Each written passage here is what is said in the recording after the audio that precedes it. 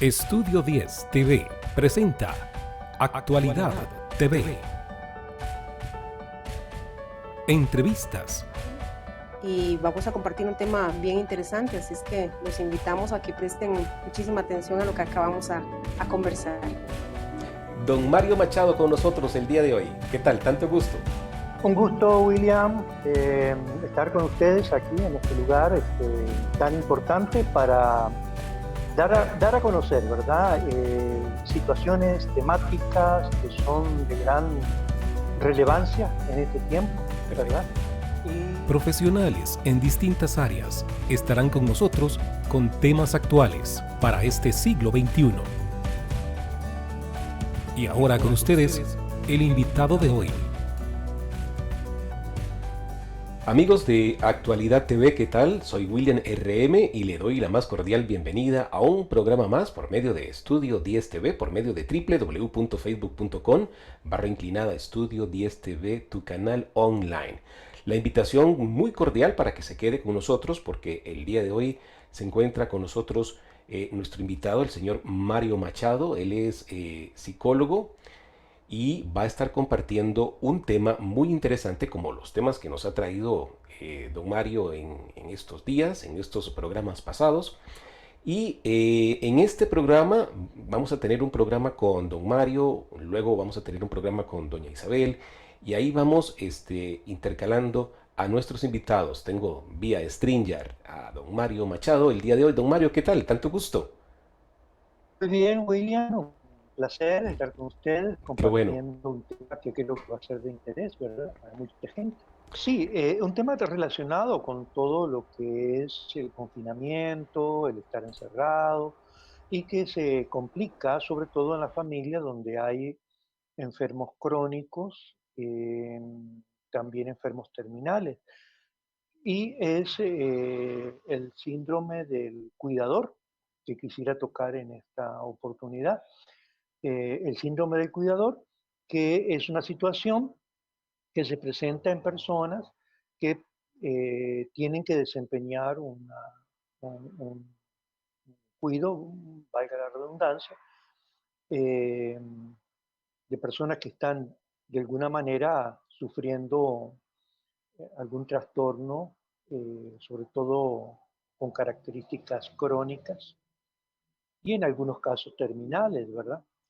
Entonces, es un síndrome que va a producir en el cuidador mucho cansancio, mucho desgaste emocional por diferentes razones, porque tiene que estar dedicado mucho tiempo al cuidado de la persona enferma y que va a afectar de alguna manera su parte física, su parte emocional y también la parte relacional del cuidador, porque también hay que tener presente que algunos cuidadores, porque tienen que dedicarse todo el tiempo al cuido o la mayor parte del tiempo al cuido de una persona que está con alguna enfermedad terminal, por ejemplo, o crónica, también se afectan económicamente, ¿verdad? Entonces tenemos varias áreas que el cuidador va a sentir afectada en su vida, ¿no? La parte psicológica, la parte física, la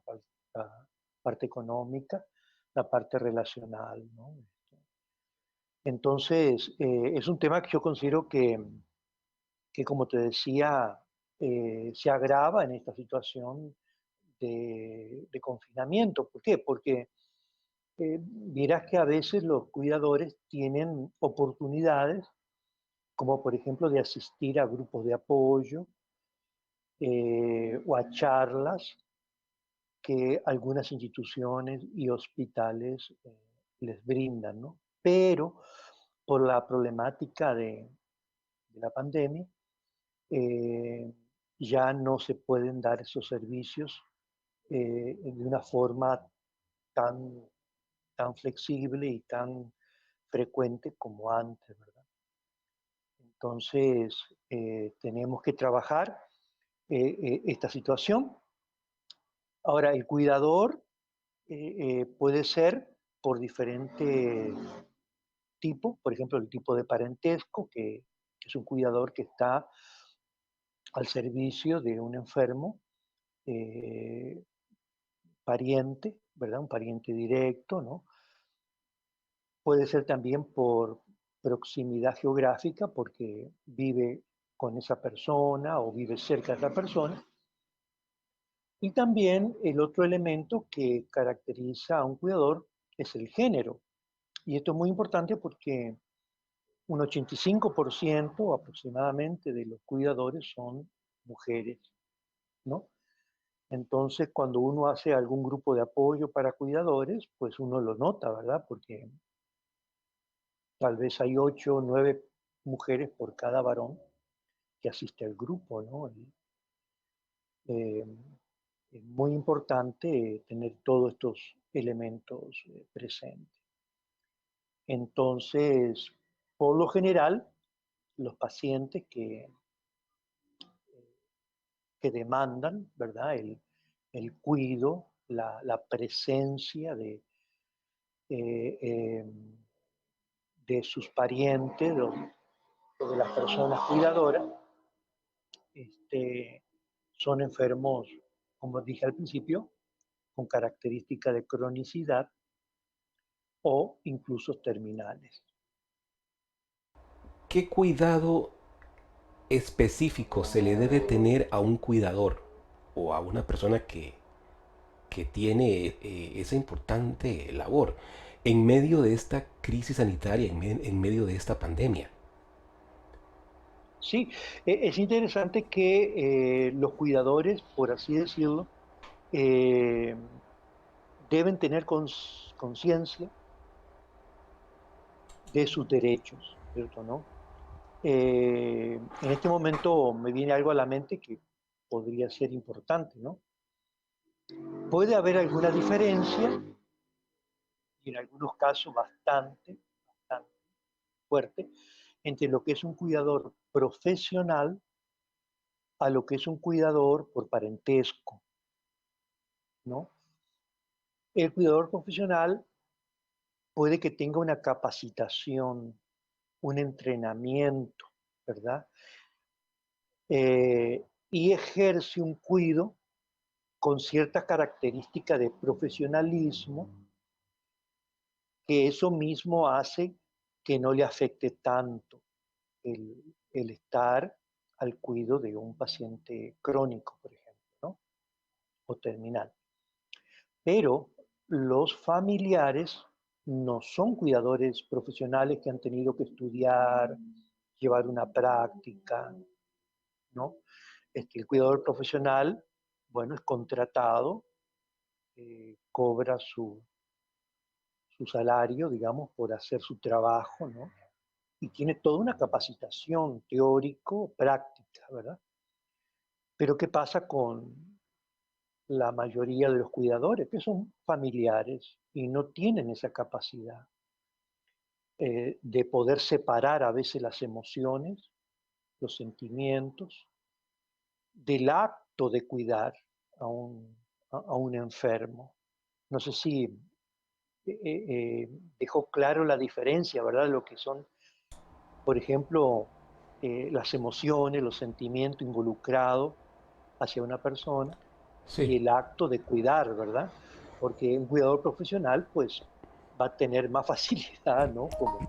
Como un enfermero, una enfermera, ¿no? De relacionarse con el enfermo sin involucrarse tanto a nivel emocional, ¿verdad? ¿Y qué pasa con el desgaste?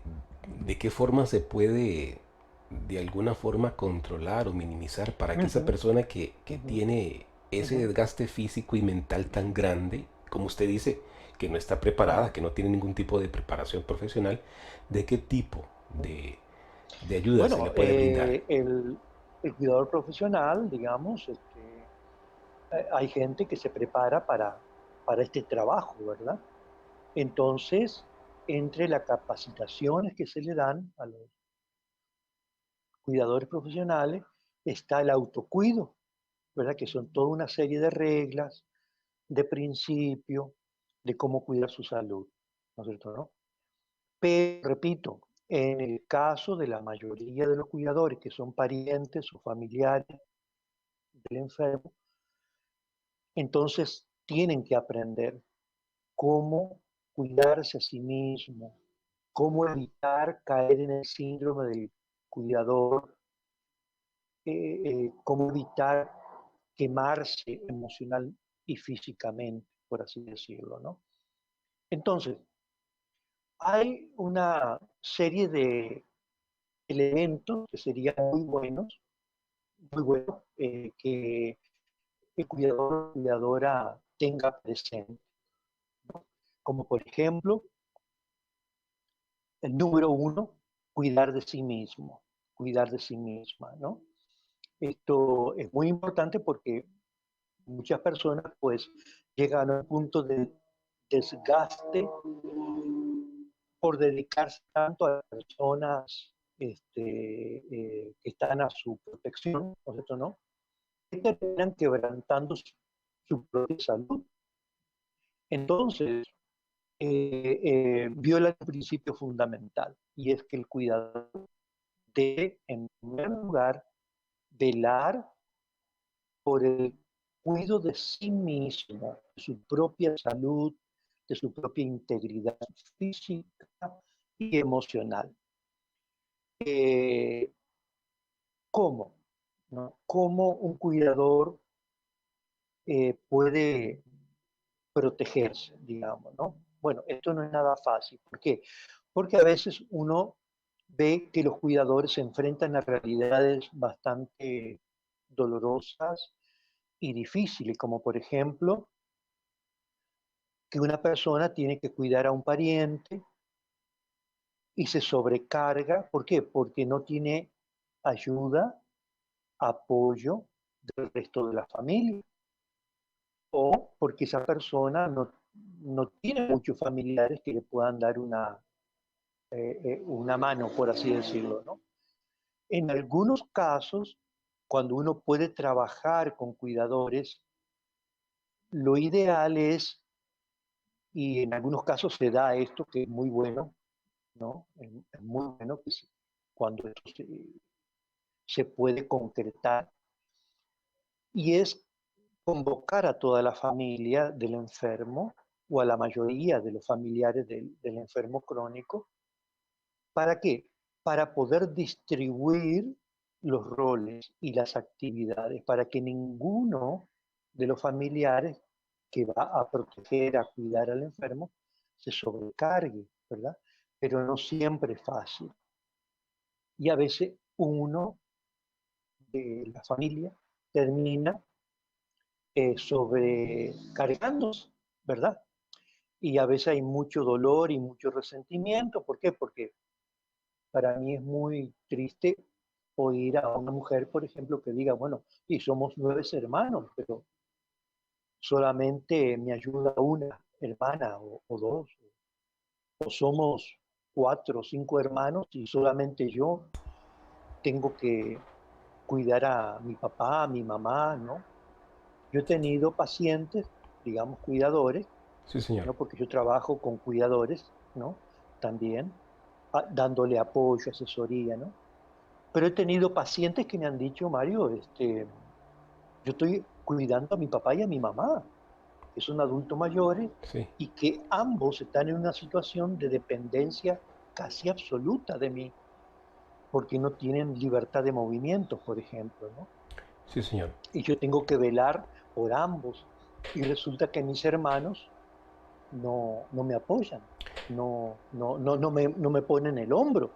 Sí. Entonces, ¿qué es lo que pasa? Bueno, ahí tenemos a una mujer o a un hombre, ¿verdad? Súper cansado, súper agotado, ¿verdad? Por el cuidado de papá y de mamá, que lo tiene en la casa, por ejemplo, ¿no? Cuidándolo. Y encima el dolor, el resentimiento y hasta la amargura, ¿no? De sentirse solo, de sentir que los hermanos o los familiares no le apoyan. Sí, me ibas a hacer una pregunta. Sí, eso te iba a preguntar. Con respecto, vámonos al otro lado.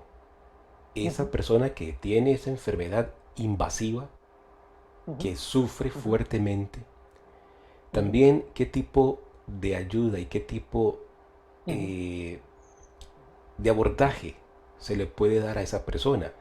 ¿sí? viéndolo de una forma integral, don Mario. ¿Sí? Bueno, el cuidador de alguna manera, en teoría, tendría que ser capacitado, ¿verdad? Por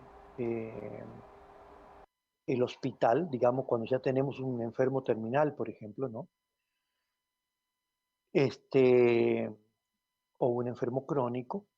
Entonces, en teoría, los centros de cuidado paliativo, que por ejemplo en Costa Rica, la Caja Costarricense tiene varios centros, ¿no? Varios centros de cuidado paliativo. Y entre las funciones que tienen estos centros es apoyar y ayudar a los cuidadores, dándoles un entrenamiento, ¿verdad? Para que cuiden a su familia o a su familiar enfermo, ¿no? Entonces, eh, el cuidado que se le tiene que dar a un enfermo terminal, por ejemplo, es un cuidado complejo, muy complejo, ¿no? ¿Por qué? Porque hay que atender la parte física del paciente, la parte psicológica, la parte económica del paciente. Ujú. Hay que velar por todas las áreas de esa persona que está dependiente del cuidador, ¿no? Entonces, qué importante que toda la familia se integre y se puedan repartir las funciones, ¿no es cierto? Bueno, Ahora, don pero Mario, ujú, para aquellos amigos que no conocen qué es una persona en estado terminal, ¿qué podemos definirlo? ¿Cómo podemos definirlo? ¿O cómo podemos definir una persona que necesita cuidados paliativos? ¿De qué forma se puede?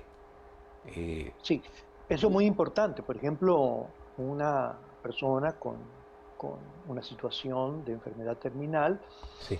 sería una persona que está padeciendo, un paciente que está padeciendo una enfermedad que no va a tener cura y que es probable que fallezca en un término, digamos, de 6 meses o menos. En algunos casos, los enfermos terminales sobrepasan los 6 meses, ¿verdad? Pero este, la enfermedad siempre mantiene la misma característica, es decir, no va a tener una reversión, es decir, no va a tener cura y el paciente va a morir, ¿no? Entonces, por lo general, la teoría lo que dice es que, bueno, es un paciente que se espera que esa enfermedad que no tiene cura le va a llevar a la muerte en unos meses, ¿verdad? En el término de unos meses. Entonces, eso el cuidador o la familia que cuida al paciente debe saberlo y tiene que ser capacitada en los elementos básicos. Una, un paciente con enfermedad terminal, por lo general, de los hospitales ya lo derivan a la casa de habitación, ¿verdad? Donde se supone que va a pasar los últimos días, ¿cierto, no? Entonces, los familiares tienen que ser capacitados por el personal de salud en las cosas básicas de, por ejemplo, la medicación, cómo administrarle ciertos medicamentos, ¿verdad? Que la familia misma o el cuidador podrá hacerlo, ¿verdad? A menos que sean un tratamiento que requiera de especialista, ¿no es cierto? ¿No? Ya de un enfermero profesional o de un médico que tenga que llegar a la casa para brindarle ese tratamiento en específico. Pero por lo general, los mismos familiares, los mismos cuidadores, son entrenados por el personal de salud para que ellos estén al cuidado de suministrarle la medicación respectiva y cómo tratar al paciente terminal. Por ejemplo, Se supone que un paciente terminal, por lo general, va a estar en cama, postrado, ¿no?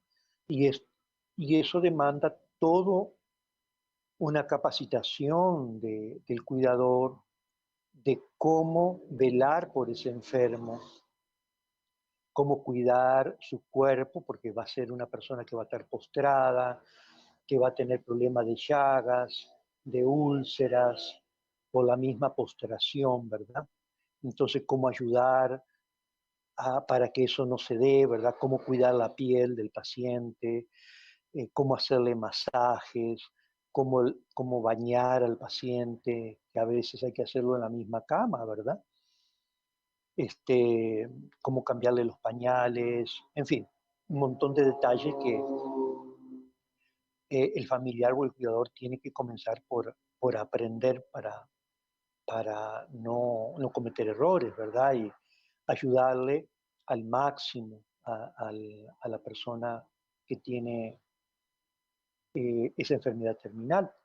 Es diferente, por ejemplo, la persona que tiene una enfermedad crónica, que puede estar en estado de postración o no. La persona que tiene una enfermedad crónica no siempre va a tener este, una, un diagnóstico, eh, por ejemplo, como el enfermo terminal, que le diga, bueno, tiene 6 meses de vida, 8 meses, un año, ¿verdad? O menos, ¿no? La persona con una enfermedad crónica puede vivir muchos años con esa cronicidad, ¿verdad? Pero bueno, muchos enfermos crónicos van a necesitar de cuidadores, ¿no? Hay enfermos que tienen enfermedades crónicas que pueden cuidarse a sí mismos bastante bien, ¿verdad? Pero otros no. Entonces ahí hay que hacer una diferencia entre lo que es un enfermo crónico y un enfermo ya terminal, ¿verdad? Ujú.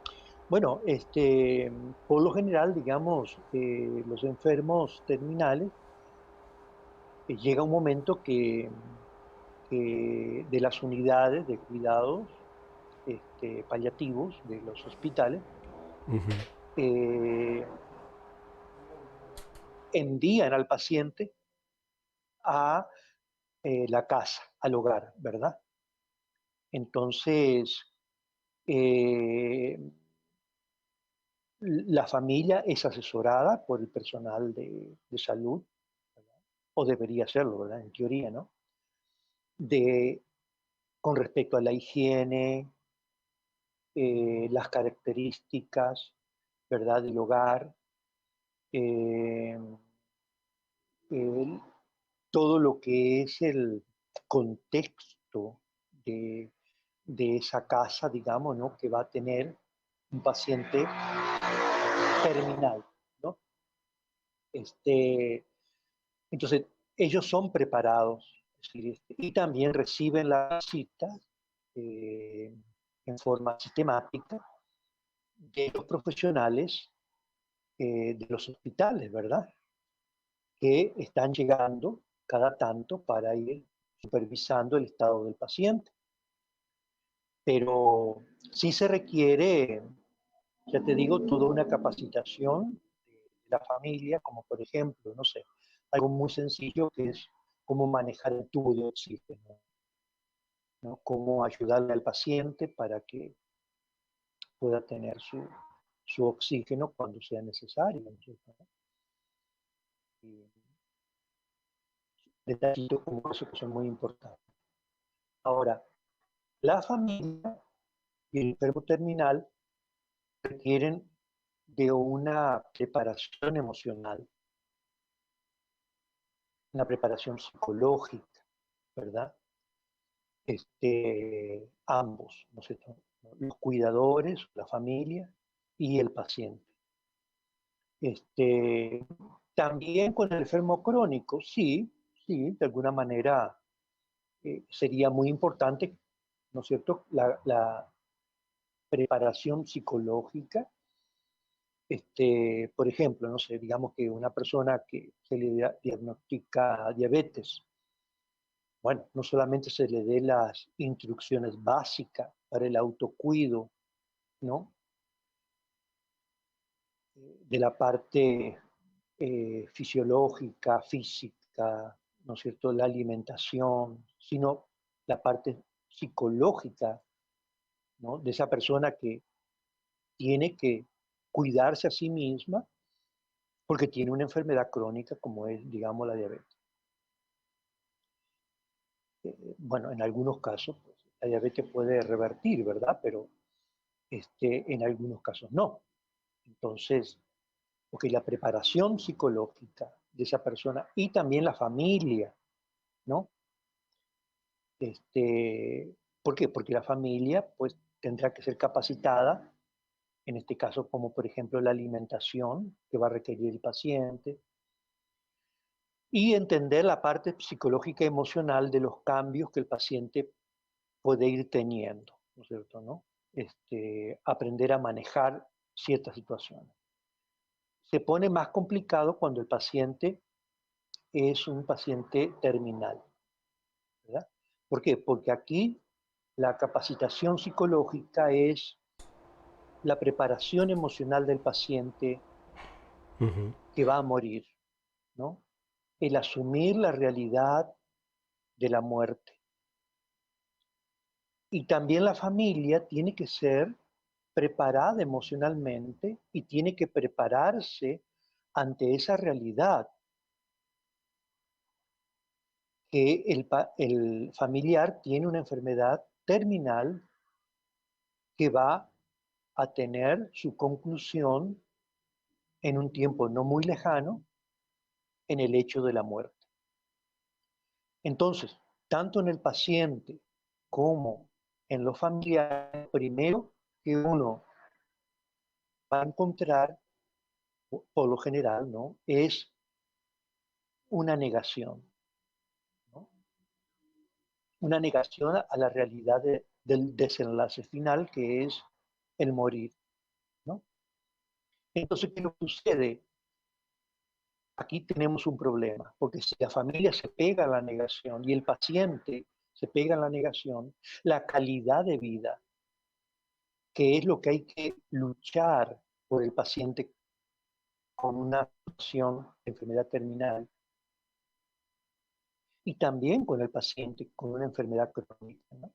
La calidad de vida va a ser muy pobre y lo que tenemos que batallar con un paciente con enfermedad terminal es brindarle hasta donde sea posible, darle los medios para que tenga calidad de vida, para que sus últimos meses, semanas o días eh, puedan ser meses, semanas, días humanizante, no deshumanizante para él y la familia, ¿no es cierto? Entonces, es muy importante que el paciente y la familia elabore el duelo.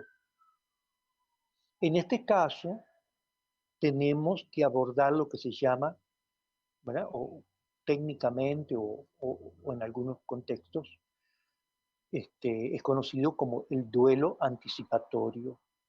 El duelo anticipatorio, que es la preparación del paciente ante la realidad de la muerte, de su propia muerte, y la preparación de la familia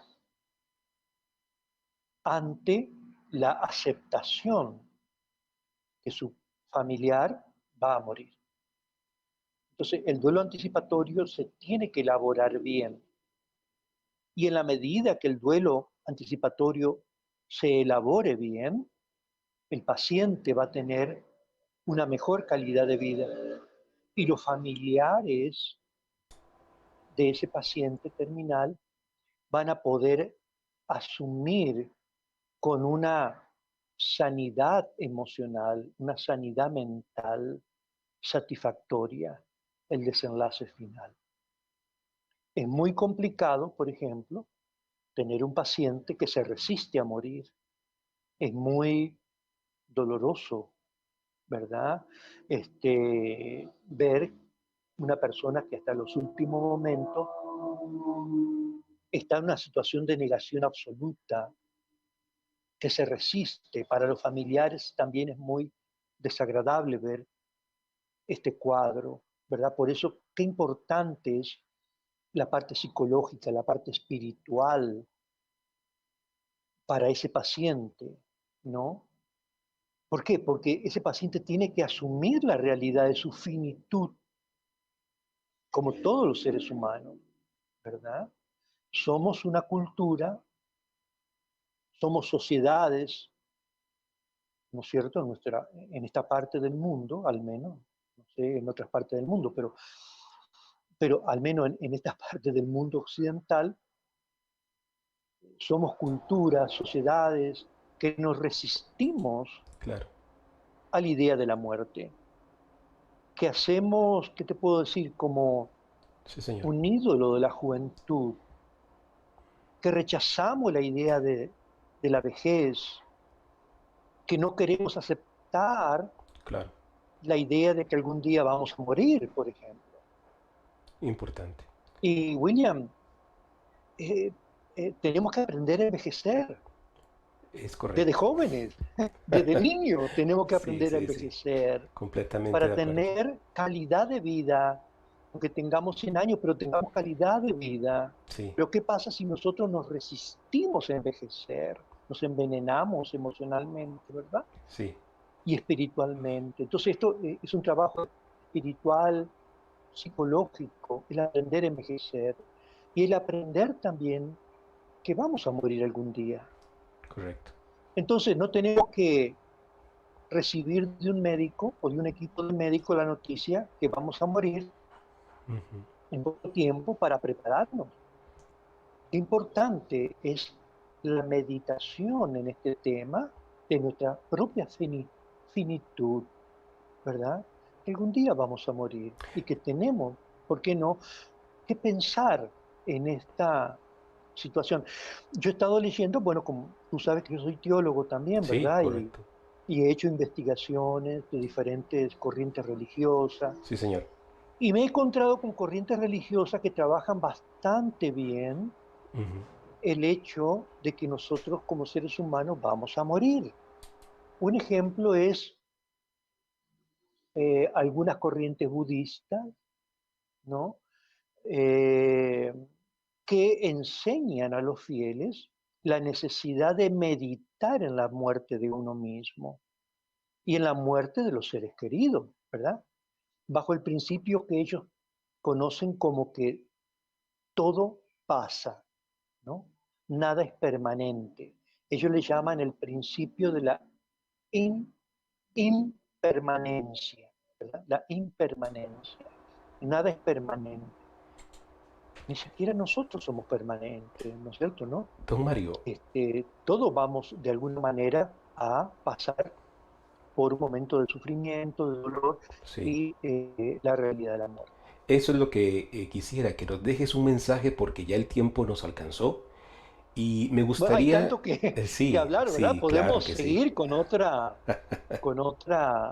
sesión también, porque estos claro, son temas muy lindos, ¿verdad? sí, De señor. trabajar la parte de la psicológica y espiritual, ¿verdad? Importante, claro que sí. Tengo entendido también que habrá otra psicóloga que va a tocar el tema de los cuidadores, pero yo creo que es un tema tan amplio, tan vasto, ¿verdad? Que me gustaría a mí seguir tocando el tema del duelo Ah, de ok, los cuidadores, perfecto, ¿verdad? perfecto. Del Entonces, duelo, de no quedarse pegado en el... Con esto puedo hacer una conclusión, ¿verdad? adelante. No quedarse pegado en la fantasía de la negación, por así decirlo, ¿no? Si uno tiene la noticia de un familiar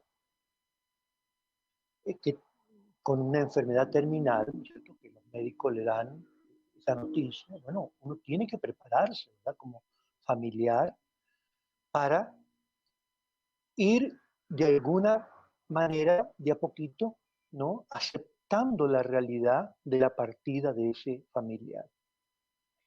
Y si uno recibe la noticia porque uno tiene que recibirla. Eso sería un tema muy interesante Ujú. de trabajar, ¿verdad? Es cierto.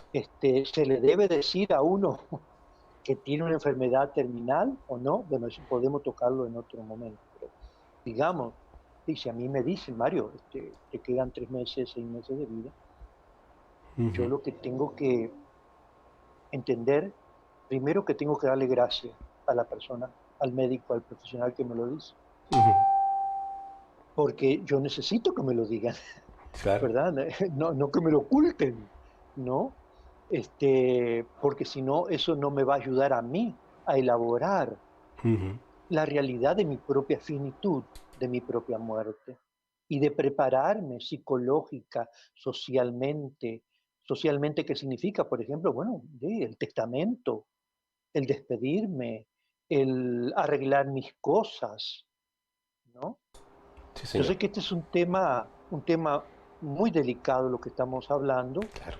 y que llega profundamente, ¿verdad? A mucha gente que tal vez nos está oyendo o viendo, ¿no? Sí, muy bien. Pero, pero una persona que tenga un familiar con una enfermedad terminal, puede entender que este es un tema necesario de trabajar y de profundizar. Sin duda, Así que bueno, ahí sin duda. estamos, William, para seguir cuando tú quieras, ¿verdad? Don Mario, muchísimas gracias de verdad por traernos este tema y porque más adelante vamos a seguir tocando, Dios mediante, Espero que estos sea, que temas. haya servido Sí, sí, sí, como... de aclaración y no de confusión. No, no, muy bien. Para nuestros amigos televidentes que nos han acompañado, pues muchísimas gracias. Sí, Sigan en la ahí sintonía estamos. de Estudio 10 TV. Don Mario Machado, muchísimas gracias también por traernos ese tema. Ahí estamos para servir. Que la pasen muy bien. Se despide William y RM y ya vienen las noticias. Hasta luego. Estudio 10 TV ha presentado Actualidad TV. Agradecemos su amable sintonía.